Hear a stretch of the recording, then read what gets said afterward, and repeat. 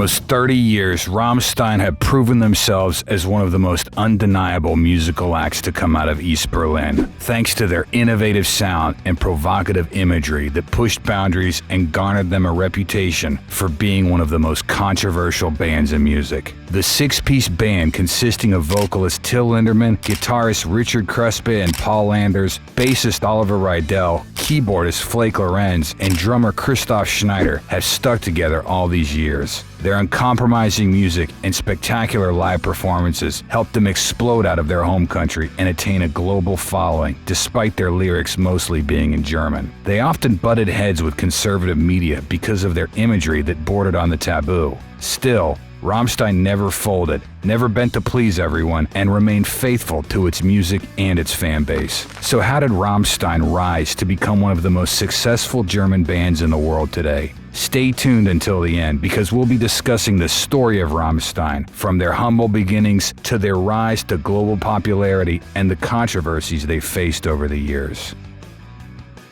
Rammstein is a band that is as musically creative as they are notorious, making them the biggest band to spring from Germany since the Scorpions. As if that wasn't impressive enough, the band rarely sang in English. But how did their story begin, and why exactly did they attract controversy throughout their career? The political turmoil brewing in Berlin before the fall of the Berlin Wall was instrumental in the formation of Rammstein. Back then, Berlin was split into East and West. The former was controlled by the Soviet-installed German Democratic Republic, or GDR, and despite its name, the government ruled with a communist ideology. Meanwhile, the West was ruled by the Federal Republic of Germany, or the FRG. It provided higher wages and more goods, and unlike East Berlin, it wasn't policed by state security that watched everything to ensure state compliance. In the late 80s, Richard Kruspe was a budding musician who wanted a better opportunity to start a music career. With that in mind, he moved to East Berlin, where despite the harsh situations, there were better opportunities for him as a musician. He lived in an apartment with a guitar and a drum kit to make music all day. On October 10, 1989, a month before the fall of the Berlin Wall, Richard was exiting the subway when he was suddenly arrested by authorities while protests were happening in the area. He was basically seized for just being there. He was imprisoned and interrogated for the next 6 days before being released. This traumatized Richard, and he decided to escape East Berlin after being freed. What he didn't know was that the Berlin Wall was about to fall less than a month later.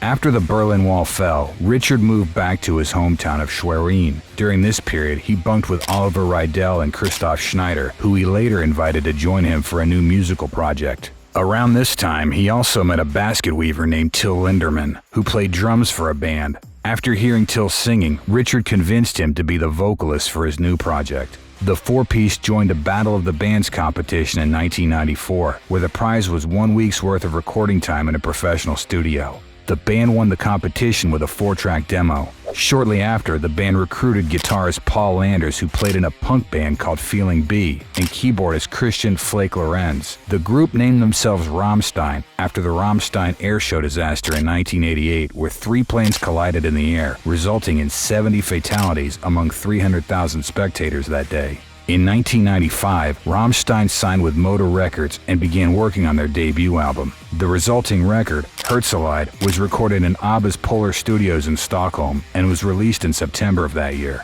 The sessions were challenging for several reasons, one of which was because the band members and their producer, Jacob Hellner, couldn't understand each other. Rammstein wasn't used to speaking English yet, while Hellner couldn't understand German. Despite this, the record introduced the band to a broader audience and got more people talking about their unique sound. The band refused to copy the sonic template of American and English bands and wanted to sound original.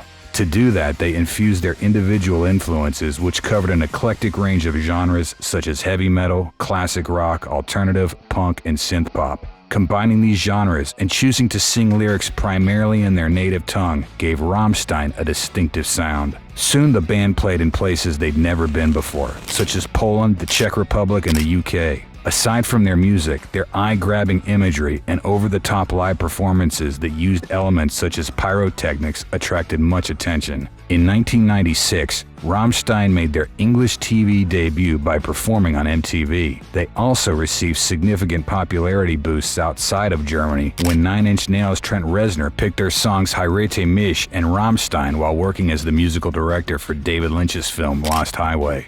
In 1997, Rammstein released their sophomore album Sein Sucht, which included one of the band's most popular songs, Du hast. The album helped the band's popularity grow, and the six-piece went on a European tour to support the album. Eventually, the band went on their first tour of the United States as the supporting act for the industrial band KMFDM. In August of 1998, Rammstein played to their biggest crowd at the time, in front of 17,000 fans at the Wohlheide Park in Berlin. The performance was filmed and released as the live album Live aus Berlin. Later in October, Rammstein embarked on their most high-profile tour yet, when they were invited to join the Family Values Tour alongside Korn, Ice Cube, Orgy, and Limp Bizkit. During this time, Korn and Limp Bizkit were at the peak of their popularity in the US, and the genre that Korn invented, nu metal, was dominating the airwaves. Rammstein being included in the tour was a significant achievement for the band, allowing them to break into the US market. The band made the most out of their chance and even tried to see how far they could go with their live performances. At one of the shows, band members performed naked, Flake wore diapers, and Till used a phallus-shaped object. Their set was quickly cut after only 10 minutes and they were told to leave the stage. But this wasn't Rammstein's first tango with their controversy. In fact, they'd gotten used to it this early in their career. Part of what made Rammstein famous, or infamous for some, is the use of provocative imagery and theatrics throughout their career. During their performance for their TV debut in 1996, Till hit his head with a microphone, causing a fake blood capsule to explode and drench his face in fake blood.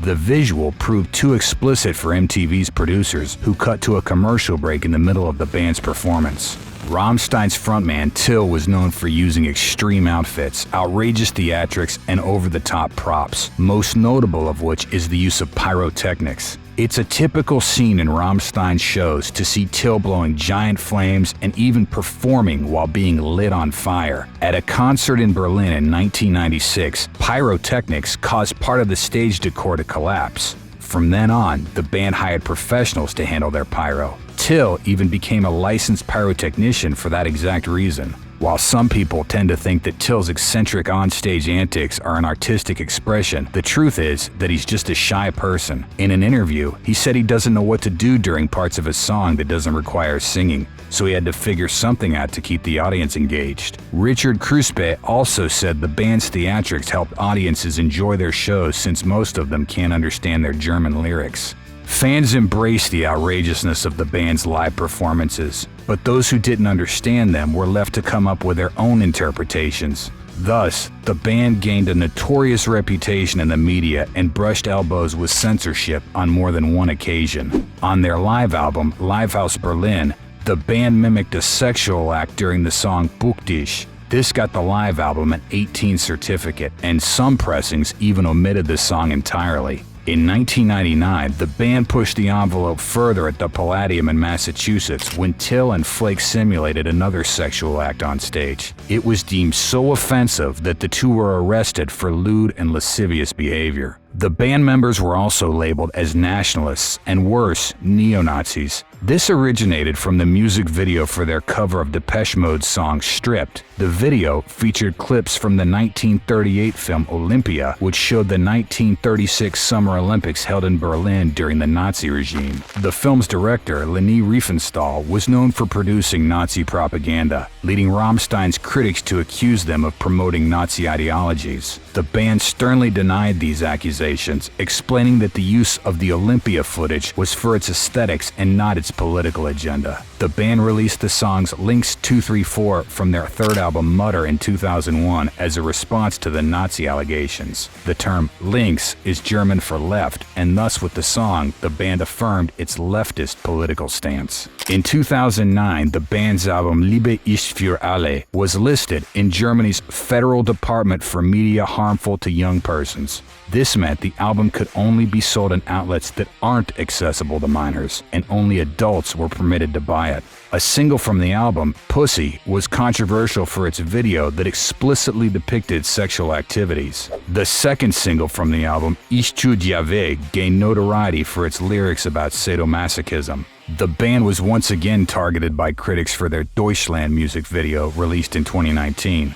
The 9-minute video depicted events throughout German history with a macabre twist akin to Rammstein's style. It was controversial for its portrayal of events such as the Holocaust and Germania, the personification of Germany being eaten by cannibals. Rammstein was also connected to a number of school shootings, as many of the culprits were identified or labeled themselves as listeners of the band. One of the Columbine massacre perpetrators in 1999, Eric Harris, had a photo where he wore a Rammstein shirt. This led the media to label Rammstein as an influence on his actions. In 2004, Russian authorities claimed that those behind the Beslan school siege listened to Rammstein as they carried out their attack. The band condemned these shootings and decreed how people easily connect them to these events. Despite the countless controversies surrounding them, Rammstein remained productive and kept solidifying their status as one of Germany's most impactful musical acts. From 2000 to 2010, the band released 4 albums, while they spent much of the 2010s going on tour, playing various festivals, and releasing live videos. After 10 years without a studio album, Rammstein released their untitled 7th album in 2019, which became the year's best-selling album in Germany, Austria, and Switzerland. They followed it up with their 8th album, Zeit, in 2022. Rammstein's creative sound launched Neue Deutsche Härte, or New German Hardness in English, a genre that became Germany's most significant contribution to the ever-evolving sound of metal. Almost 3 decades since they started, Rammstein is still going strong, unwilling to compromise, and as innovative as ever. Although controversy has always underpinned their career, there's no denying that Rammstein established a legacy as one of Germany's biggest musical exports.